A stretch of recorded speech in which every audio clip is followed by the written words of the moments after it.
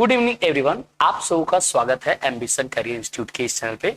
और मैं विक्रम सर आज आप लोगों के पास 25 most important questions of matrix और डिटरमिनेंट जो कि हिंदी में आव्यूह और सारणिक है, इनके क्वेश्चंस मैं कराने वाला हूं। तो लेट किए बिना हम लोग चलिए स्टार्ट करते हैं, देखते हैं कि इन क्वेश्चंस के सॉल्यूशन हम कैसे करेंगे। अपना जो पहला क्वेश्चन आने से पहले थोड़ा सा मूड चेंज कर लेते हैं। चलिए, पहला जो क्वेश्चन अपना है, और क्वेश्चन देखिएगा, बहुत अच्छे अच्छे क्वेश्चन है, आपको मजा आएगा। आई थिंक थोड़ा सा इसमें चेंज कर लें, फुल स्क्रीन मोड।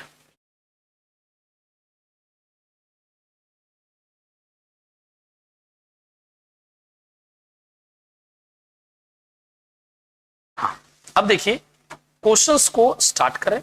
25 क्वेश्चन है, शॉर्ट टाइम में ही होगा। देख लीजिए क्या है। यदि ए 2 3 1 2 ये कितने कोटि का? 2 क्रॉस 2 कोटि का। बी भी कितने कोटि का? 2 क्रॉस 2 कोटि का। और सी भी कितने कोटि का? 2 क्रॉस 2 कोटि का है। तो व्युत्क्रमणीय आव्यूह मैट्रिक्स है, मींस ये इन्वर्टेबल मैट्रिक्स है। इन्वर्टेबल मैट्रिक्स होने के लिए क्या चाहिए? डिटरमिनेंट ऑफ ए का मान 0 के बराबर नहीं होना चाहिए। तो पहला वाला ए का निकाल लेते हैं। ए का मान जरा देखिए तो 3 दूना 6 में से 3 गया, डिटरमिनेंट ऑफ ए का मान 3 के बराबर हो गया, मतलब ये व्युत्क्रमणीय है। बी वाला का बात कर लेते हैं। बी का डिटरमिनेंट निकाल लेते हैं। 4 तिया 12 और 6 दूनी 12, ये 12 में से 12 गया, ये व्युत्क्रमणीय नहीं है, इन्वर्टेबल नहीं है। सी की बात कर लेते हैं। सी का डिटरमिनेंट निकालते हैं। 1 माइनस 0, सी की वैल्यू भी 0 के बराबर नहीं है, तो ये भी व्युत्क्रमणीय है। मींस इन्वर्टेबल जो मैट्रिक्स है वो 2 है। कौन कौन है? ए और आपका सी। करेक्ट आंसर फर्स्ट का ए एंड सी हुआ। दूसरे क्वेश्चन में देखिए, दूसरा क्वेश्चन तो बहुत बढ़िया था। 3 क्रॉस 3 कोटि के किसी त्रिभुजाकार मैट्रिक्स में कम से कम शून्य अवयवों की संख्या ज्ञात करिए। अगर आप 3 क्रॉस 3 का नॉर्मली एक अवयव बनाते हैं तो 2 4 6 8 7 और 4 0 0 0, ये होगा भाई त्रिभुजाकार अवयव। ऊपरी त्रिभुजाकार और निचली त्रिभुजाकार, अपर ट्रायंगुलर मैट्रिक्स और लोअर ट्रायंगुलर मैट्रिक्स। तो इसमें आप अगर देखेंगे तो आपको एक्चुअली जो वैल्यूज है 0 0 कितने हैं? ये 3 है। तो शून्य अवयवों की संख्या ये आ रही। अब देखिए, ये तो हमने ऐसे कर लिया कि सर ऐसे बना लेंगे, आ जाएगा। लेकिन अगर इसका कोई फॉर्मूला मिल जाए तो देखिए इसका जो फॉर्मूला है वो है n इंटू n-1/2। अब देखिए n कितनी है अपनी? 3, और n 3-1 और बाई 2, देखिए कितनी? 3 इंटू 2/2। 2 से 2 कैंसिल आउट, वैल्यू कितने के बराबर? 3 के बराबर। आप ऐसे भी देखिए, शून्य अवयव कितने थे? 3 थे इसके, मतलब अवयव शून्य कितने थे इस अवयव में? अगर यही अगर अवयव होता 3 क्रॉस 3 का, तो इसके अवयव शून्य अवयव कितने थे? 3। तो करेक्ट आंसर 3। अब ये 3 क्रॉस 3 था तो मैंने आसानी से लिख के कर लिया। अगर यही 4 क्रॉस 4 हो जाता सर, 5 क्रॉस 5 हो जाता तो ये आपका फॉर्मूला इंपॉर्टेंट होता। ये जो आपका फॉर्मूला है वो ये आपको शून्य अवयव ज्ञात करने के लिए है, आप इससे ज्ञात कर सकते हैं। चलिए अगला क्वेश्चन कर रहे हैं। दूसरे के बाद तीसरा क्वेश्चन देखिए। तीसरा क्वेश्चन भी बहुत बढ़िया है। तीसरे क्वेश्चन में बोल रहा है कि यदि ए का मान इतना है तो ए स्क्वायर का मान कितने के बराबर होगा? ए स्क्वायर को हम लोग जानते हैं कैसे लिखते? ए इंटू ए के बराबर लिखते। अब मैं जो ए अवयव है उस वाले को मैं ए स्क्वायर के फॉर्म में लिख दे रहा हूं। तो अवयव से बना लेंगे। -1 1 -1 3 -3 3 5 -5 और 5। इधर कितना हो जाएगा बाबू? यही अवयव रहेगा। -1 1 -1 3 -3 3 5 -5 और 5। अब इन दोनों को गुना कर लेंगे। गुना करेंगे तो 1 + 3 और -5। इधर +1 + 3 और -5। इधर लास्ट वाले में कर लेते हैं 1 + 3। एक सेकेंड, गलती कर दिया मैंने। हाँ कर लिया।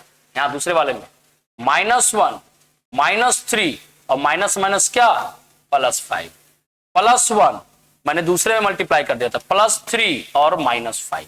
इधर -3 -9 और +15। 3 + 9 और 15, -3 -9 और +15, -5 -15 और +25, 5 +15 और -25, -5 -15 और +25। अगर आप इनको सॉल्व करेंगे, देखिए तो 3 और 1 4, -1 यहां +1 यहां -1, यहां पे 9 3 12 3, यहां पे -3 और यहां पे +3, यहां पे 5 -5 और ये आपका +5। अब ये जो मान है, ये एक्चुअली जो मान a है उसी के बराबर है, तो क्या लिखेंगे, a स्क्वायर की वैल्यू a के बराबर ही हो गई, तो करेक्ट आंसर इसका क्या हुआ, बी हुआ। थर्ड का करेक्ट आंसर बी हुआ। आई होप आपको समझ में आया होगा। तीसरे के बाद देखिए चौथा क्वेश्चन। चौथा क्वेश्चन में ए क्या दिया हुआ है, डायगोनल मैट्रिक्स दिया हुआ है, वो भी कितने, एक्स वाई और जेड है, तो ये 3 क्रॉस 3 कोटि का है। तो मुझसे बोल रहा है कि ए स्क्वायर का मान दिखाइए। ए डायगोनल मैट्रिक्स होता है कैसे, x 0 0 0 y 0 और 0 0 z। अब मैं इसको डबल बार में लिख रहा हूं, तो x 0 0 0 y 0 और 0 0 z। अगर मल्टीप्लाई कर देंगे तो ए स्क्वायर की वैल्यू कितने के बराबर हो जाएगी, x square 0 0 0 y square 0 0 0 z square, इसी के बराबर होगी। अब इसको जरा हम लिख ले डायगोनल में, तो क्या हो जाएगा, DIAG और इधर एक्स स्क्वायर वाई स्क्वायर और जेड स्क्वायर। तो करेक्ट आंसर क्या हुआ, करेक्ट आंसर 4 का डी हुआ, DIAG x square y square और जेड स्क्वायर 3 क्रॉस 3 का। चलिए तीसरे के चौथे के बाद पांचवा क्वेश्चन देखिए। पांचवा क्वेश्चन भी बहुत अच्छा है। n क्रॉस n कोटि के एक अदिश मैट्रिक्स में शून्य अवयवों की संख्या कितनी होगी। शून्य अवयवों की संख्या के लिए इसमें भी फॉर्मूला है n इंटू n माइनस 1 का। तो करेक्ट आंसर इसका क्या हुआ, बी करेक्ट आंसर हुआ कि किसी भी अदिश मैट्रिक्स में शून्य अवयवों की संख्या n इंटू n माइनस 1 होगी। आगे बढ़ रहे हैं 5 के बाद 6 नंबर क्वेश्चन में देखिए। 6 नंबर क्वेश्चन बोल रहा है कि समान कोटि के वर्ग मैट्रिक्स ए बी सी के लिए ए बी जब ए सी के बराबर है और ऐसा करने पे अगर बी सी के बराबर हो जाता है तो क्यों होगा, ये आपको बताना है। कैंसिलेशन लॉ, काट नियम यहां पे यूज कर रहे हैं। A B is equal to A C, तब बी का मान सी के बराबर हो रहा है। काट नियम करने के लिए हमें क्या करना पड़ेगा, इसके सारणी का मान 0 के बराबर नहीं करना पड़ेगा, तभी ये पॉसिबल है कि हम इसमें इन्वर्टेबल मैट्रिक्स लगा सके। वो भी मैं आपको करके दिखा रहा हूं। A inverse A into C, A inverse A I के बराबर आई इंटू बी और ए इनवर्स ए आई के बराबर इंटू सी, मीन्स बी का वैल्यू सी के बराबर हुआ। तो ये कैसे डिसाइड हुआ, जब ए मैट्रिक्स इन्वर्टेबल होगा तब, जब उसका हम इनवर्स निकाल सकते हैं तब। और जब इनवर्स निकाल सकते हैं इसका मतलब क्या, उसके डिटरमिनेंट की वैल्यू 0 के बराबर नहीं होनी चाहिए। तो करेक्ट आंसर क्या हुआ, करेक्ट आंसर 6 का बी हुआ। आगे बढ़ रहे हैं 6 के बी के बाद 7 नंबर क्वेश्चन देखिए। 7 नंबर क्वेश्चन बोल रहा है 3 क्रॉस 3 कोटि किसी त्रिभुजाकार मैट्रिक्स में अधिक से अधिक अशून्य अवयवों की संख्या क्या होगी। पहले था शून्य अवयवों की संख्या, अब है अशून्य अवयवों की संख्या क्या होगी। तो इसकी फॉर्मूला होती है n इंटू n प्लस 1/2। अब देखिए कितने कोटि का भाई, 3 क्रॉस 3 का, तो 3 प्लस 1 बटे में कितना 2, तो 3 गुने 4 और बटे में 2, इसको इससे काटा 2 और 3 दूना 6। तो करेक्ट आंसर क्या हो गया, 6 हो गया। ये ध्यान रखिएगा, एक क्वेश्चन था शून्य अवयवों के लिए और दूसरा था अशून्य अवयव, मतलब कि नॉन जीरो और जीरो के लिए। ये आपका किसके लिए है, नॉन जीरो एलिमेंट के लिए है, जिसमें जो वैल्यू शून्य के बराबर 0 बराबर नहीं होगी उसके लिए। आगे बढ़ रहे हैं 7 के बाद देखिए 8 नंबर क्वेश्चन। 8 नंबर में कह रहा है कि डिटरमिनेंट निकालना है a प्लस a के ट्रांसपोज की वैल्यू किसके बराबर होगी। देखिएगा a तो जैसा एज इट इज और a का ट्रांसपोज करेंगे तो वैसा ही रह जाएगा। अब इन दोनों के डिटरमिनेंट निकालें तो हम पहले ऐसा करते, दोनों को जोड़ लेते, 1 0 0 0 1 0 0 0 1, एक मैट्रिक्स ये हो गया। और a प्लस a का ट्रांसपोज था ना, a प्लस a का ट्रांसपोज है। दूसरा वाला लिख रहे हैं 1 0 0 0 1 0 0 0 1, ये हो गया। दोनों को जब जोड़ेंगे तो कितना हो जाएगा, 2 0 0 0 2 0 0 0 2। ऐसा करते इससे ना 2 कॉमन लेते तो क्या बचता है, 1 0 0 0 1 ये आइडेंटिटी मैट्रिक्स है। आइडेंटिटी मैट्रिक्स का जब डिटरमिनेंट निकालते हैं तो उसकी वैल्यू कितने के बराबर, 1 के बराबर। तो इसकी करेक्ट वैल्यू किसके बराबर हुई, 2 के बराबर हुआ। किसका, a प्लस ए के ट्रांसपोज का डिटरमिनेंट, जो कि a का मान दिया हुआ है आइडेंटिटी मैट्रिक्स में। तो करेक्ट आंसर इसका क्या, 8 का करेक्ट आंसर बी हुआ। 8 के बाद 9 नंबर देखिए। 9 नंबर क्वेश्चन में बोल रहा है निम्नलिखित निम्न में से गलत कथन कौन सा है। इनमें से गलत कौन सा है ये बताना है। आप जानते हैं एडजॉइंट ए का ट्रांसपोज एडजॉइंट ए के ट्रांसपोज होल ट्रांसपोज के बराबर है, ये सही स्टेटमेंट है। एडजॉइंट ए का इनवर्स एडजॉइंट ए का होल इनवर्स के बराबर, ये भी सही स्टेटमेंट है। एडजॉइंट ए बी का मान adjoint A into adjoint B ना होके adjoint B into adjoint A के बराबर होता है, ये आपका गलत स्टेटमेंट है। तो करेक्ट आंसर क्या हुआ, सी करेक्ट आंसर हुआ। और सी को मैं मार्क कर रहा हूं। ये जो मैंने बताया ये दोनों तो स्टेटमेंट मेरे क्या थे, सही थे। अगर ये स्टेटमेंट सही होता, इसको कैसे होना था, adjoint B into adjoint D, इसीलिए ये स्टेटमेंट मेरा क्या है, गलत है। आगे बढ़ रहे हैं 10 नंबर देखिए। यदि किसी वर्ग मैट्रिक्स ए के लिए ए स्क्वायर का मान 4004 है तो ए का मान किसके बराबर होगा, जरा देखिएगा। ए स्क्वायर हम अगर 4 कॉमन ले लिए तो 1001 हो गया। अब देखिए दोनों तरफ स्क्वायर रूट चढ़ाएंगे तो क्या हो जाएगा, ए स्क्वायर रूट चढ़ा दिए तो कितना 4 रूट, और इधर तो ये सारणी के जैसा एज इट इज 1001, ये तो आई के ही बराबर हो गया। तो ए का मान किसके बराबर, प्लस माइनस 2 आई के बराबर। अगर खाली आप प्लस करते तो भी गलत, खाली माइनस करते तो भी गलत। तो करेक्ट आंसर क्या हुआ, सी हुआ 10 का करेक्ट आंसर। आगे बढ़ रहे हैं 10 के बाद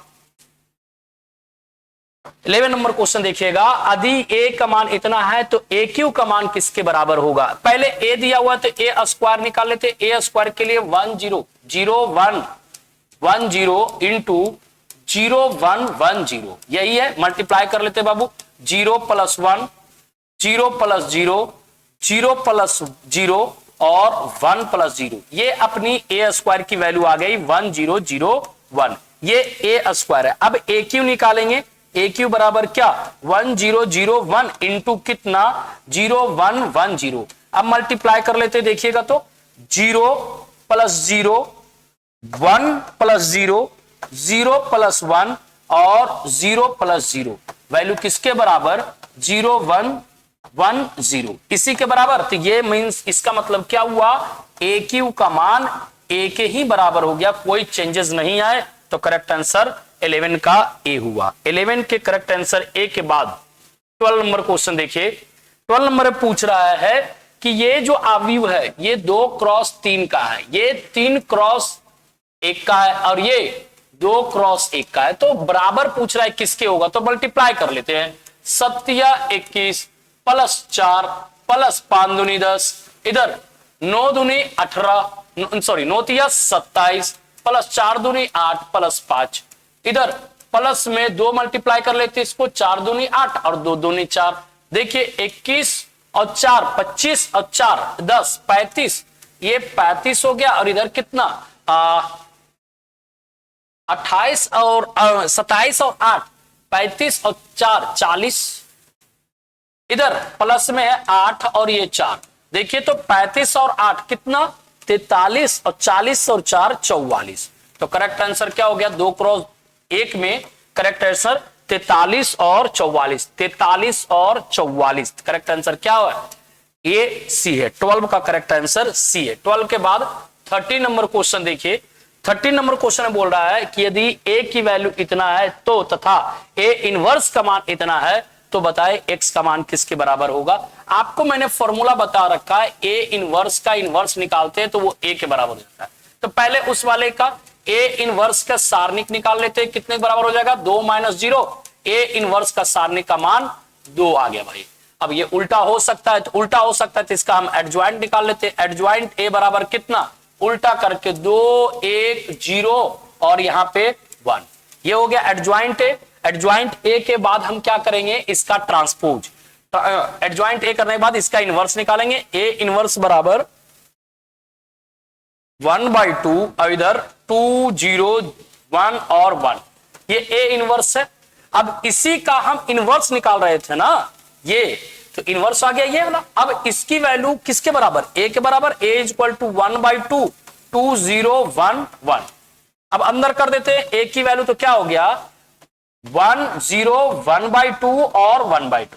अब देखिए ए की वैल्यू आ गई, जब ए की वैल्यू आ गई तो हम इसके बराबर कर देंगे 2x 0x और x के, और इसकी जरा वैल्यू देखेंगे तो कितने के बराबर हो जाएगा 1 0 और इधर 1/2 और इधर भी 1/2।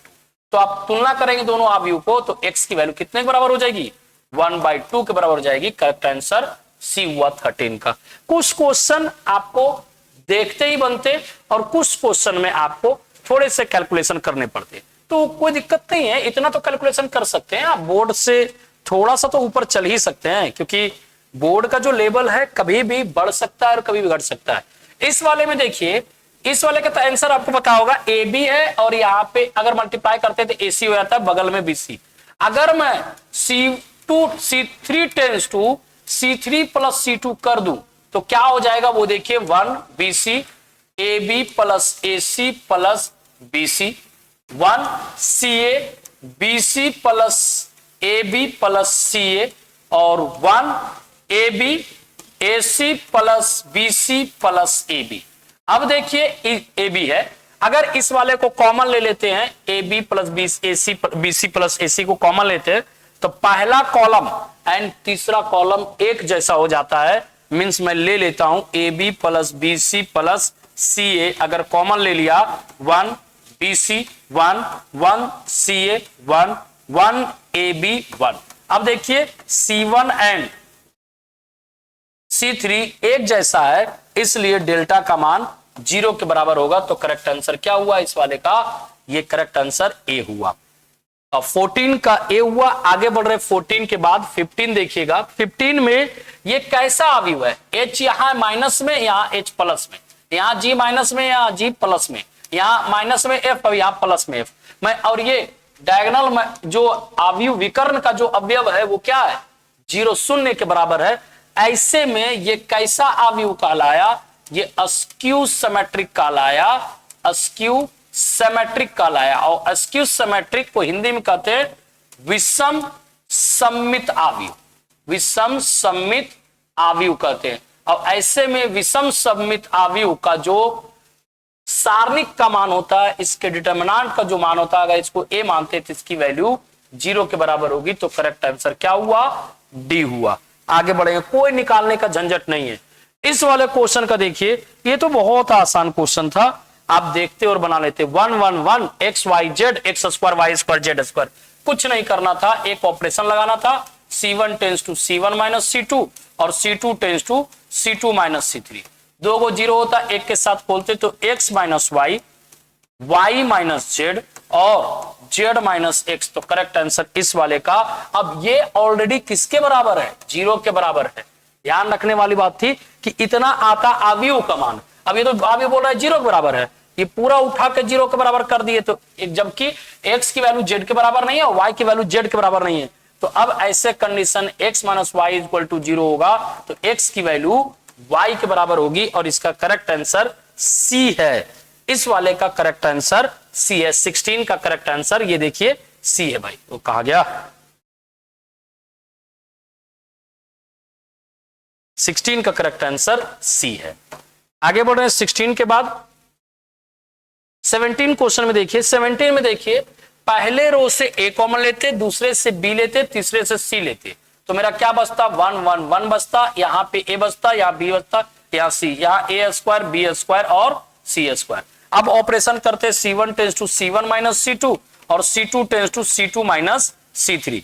तो A B C इधर तो बाहर रहता ही, साथ के साथ इधर जो फाइनल आता A minus B, B minus C और C माइनस A आता ये आंसर। तो correct answer A minus B, B minus C, C minus A B C। ध्यान रखिएगा भाई, ये करेक्ट आंसर A वाला हुआ 17 का। 17 के बाद 18 देखिएगा।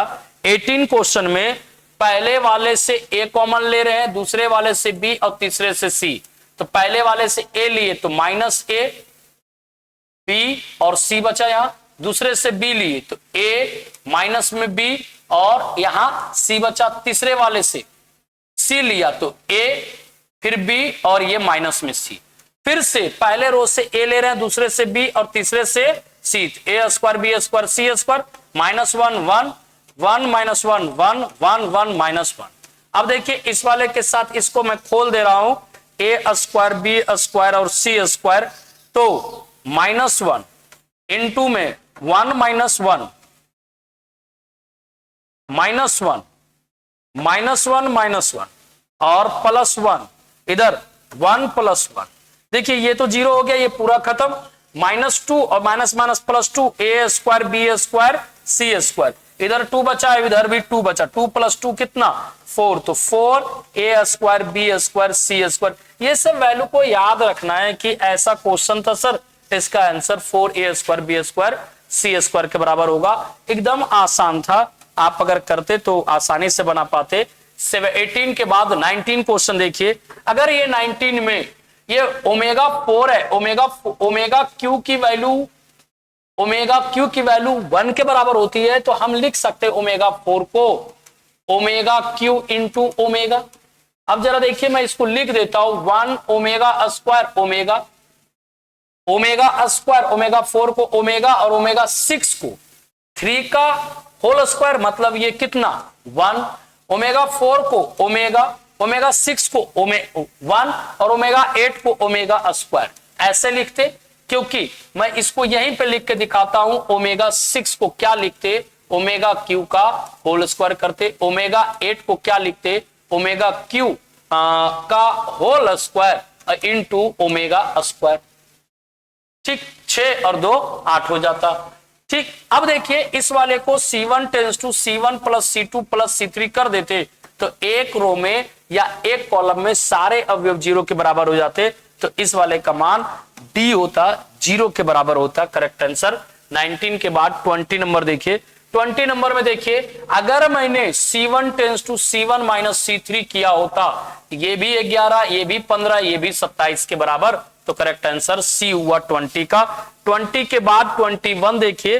21 में बोल रहा है 5 मल्टीप्लाई करना है मैट्रिक्स में, तो 5 × 5 = 25, 6 × 5 = 30, 7 × 5 = 35, 8 × 5 = 40। तो करेक्ट आंसर ये होता 25 30 35 40, 25 30 35 40। करेक्ट आंसर आपका क्या हुआ, बी हुआ 21 का। 21 के बाद 22 देखिए।